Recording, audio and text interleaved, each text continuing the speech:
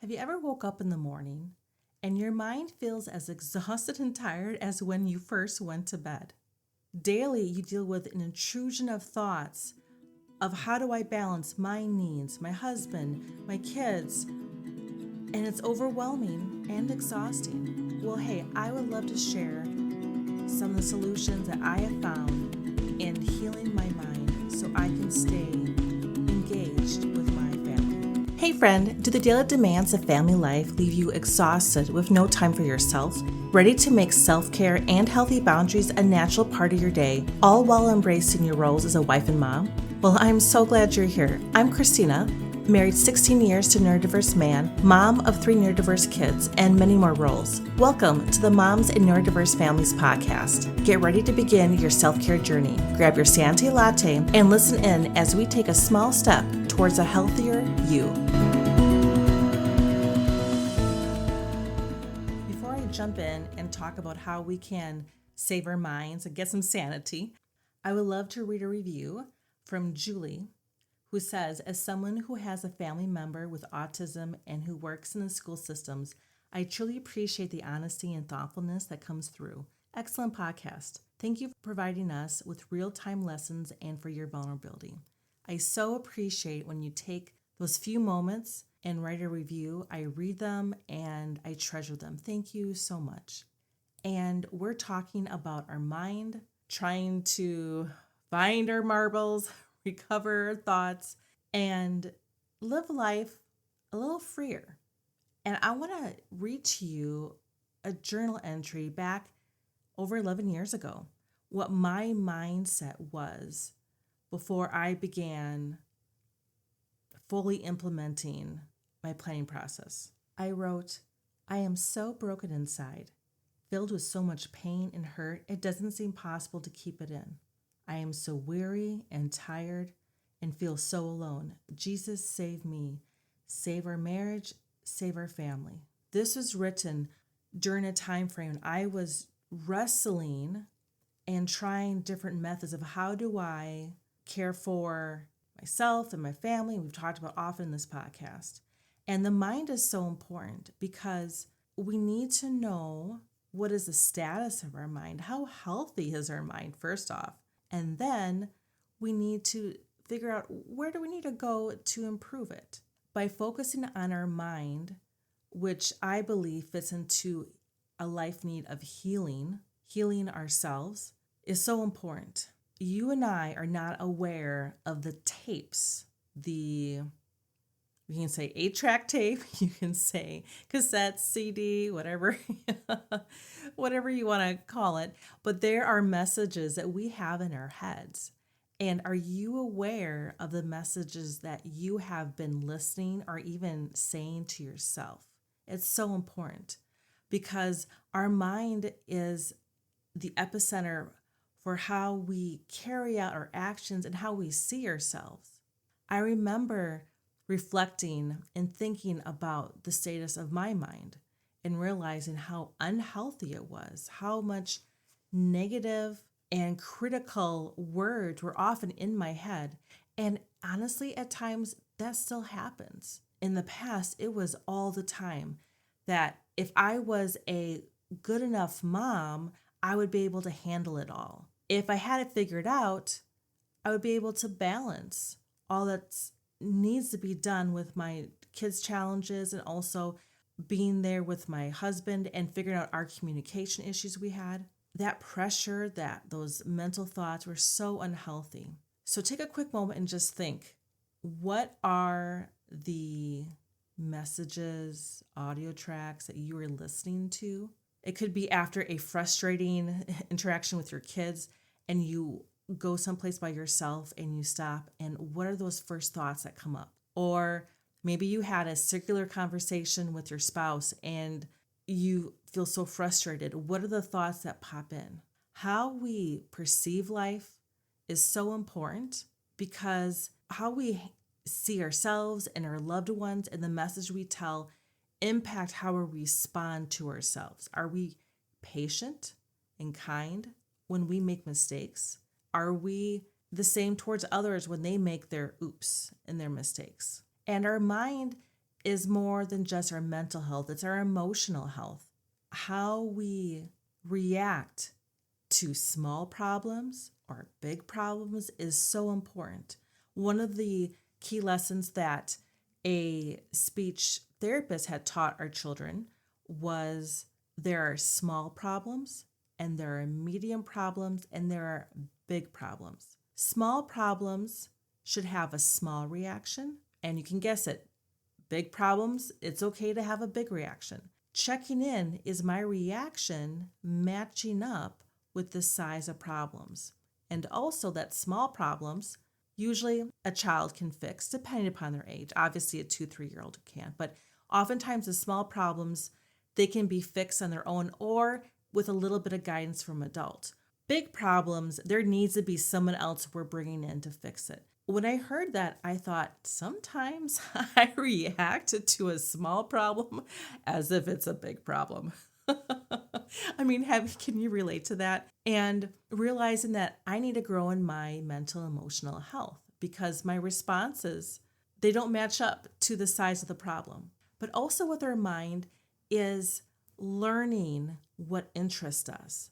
What, back when before you were married, before you had kids, what were the items that maybe you went to the library and those are the books that you checked out, or videos that you watched, or the conversations that you had with friends, or maybe there were seminars or workshops that you went to. What were those things? Because when we do not challenge our mind with things that truly interest us, we can begin having a light that becomes dim in us. Now, we have a lot of challenge in our lives. Don't get me wrong. I'm not saying we don't.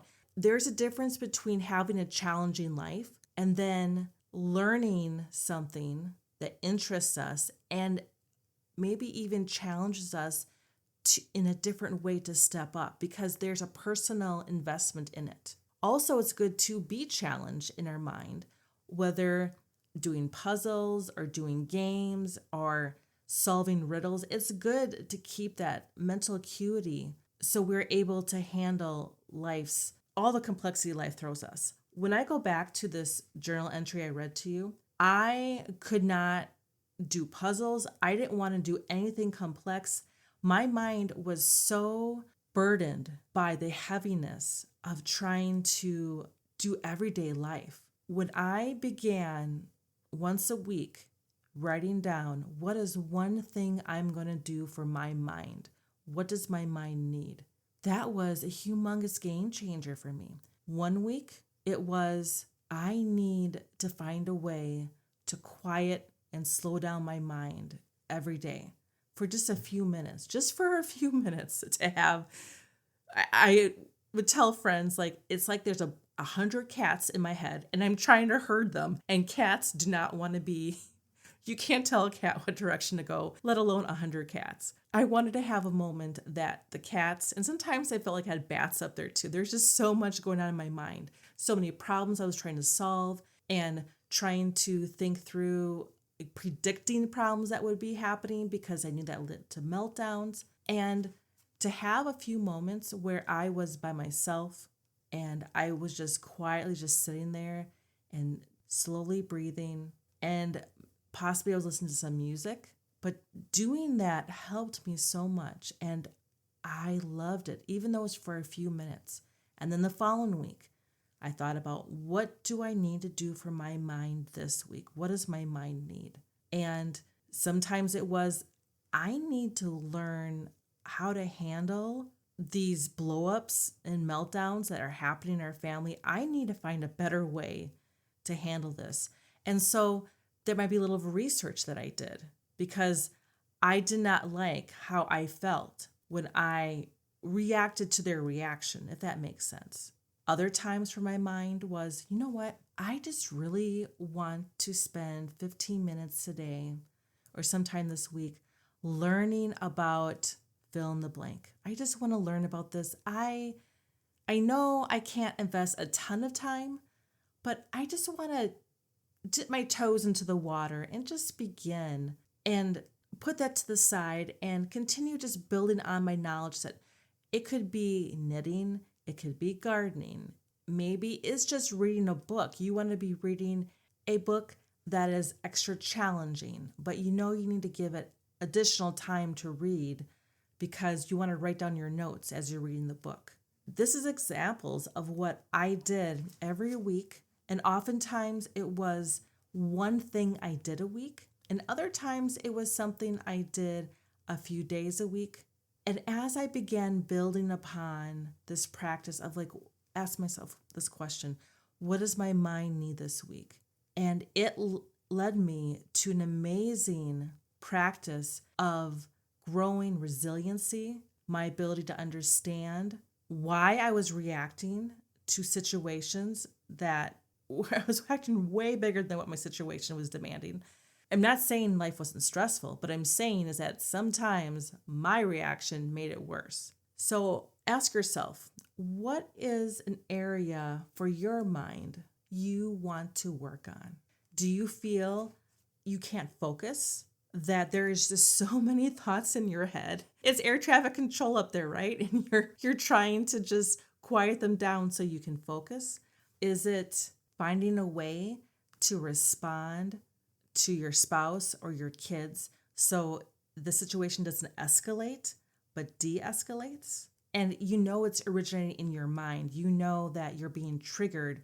You can see the car crash happening. You can see when you're having a conversation with your husband and you're being triggered and you're responding in a way that escalated, or maybe it's with your kids. You want to find a way to keep your mind at peace, even though you're dealing with a difficult situation.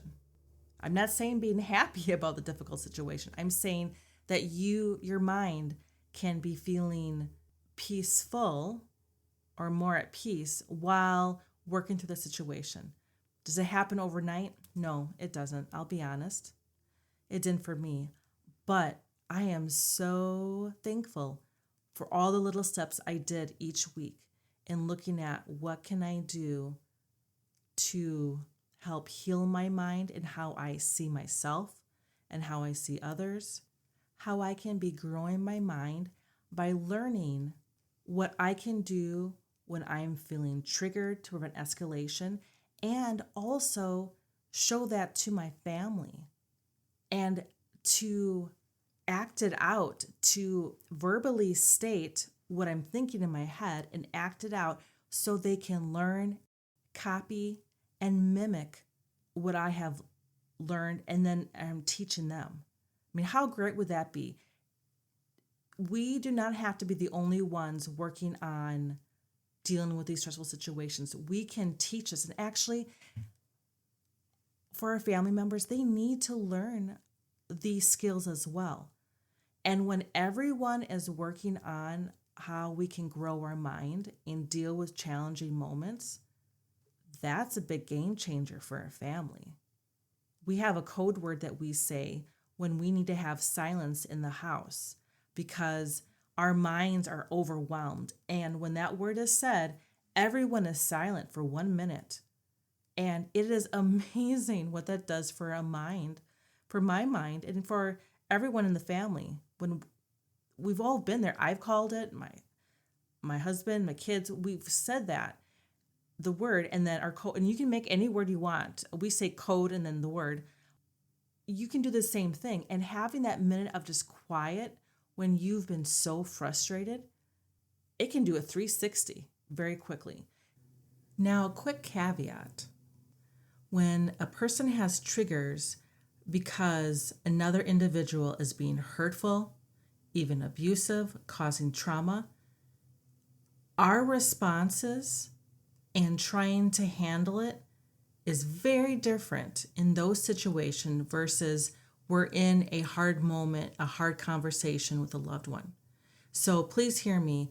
There is a difference between how we handle our mind when we're trying to work through a complex conversation or situation with family versus working with our mind and we are dealing with hurt and trauma because another person is being abusive, whether they mean to or not. Someone can have a reaction to a stimulus, a sensory situation, and act hurtfully, their intent is not to hurt, but the end result is the same. That type of healing our mind is definitely a process of working with counselors and working with trained professionals who understand the complexity of neurodiverse families. You can see how when you are focusing on healing and growing your mind, it will, in return, help out your family. I would love to hear from you. You can send me a DM, a direct message, either through Facebook or Instagram of what some of the takeaways you have from today's podcast. And thank you so much for just listening today. And I pray that this helps you and encourages you in your walk in life with your neurodiverse family. Hey, thank you for joining me today. I pray this episode gave you encouragement to take one small step. If so, please leave a 5-star review on Apple Podcasts to help other women find this show. By the way, if you're loving this conversation and want more encouragement like this, join my email list at bit.ly/myselfcare. That is bit.ly/myselfcare. I have a planner launching soon that will help you put all this into action in your own life. I look forward to chatting with you again next week for another episode.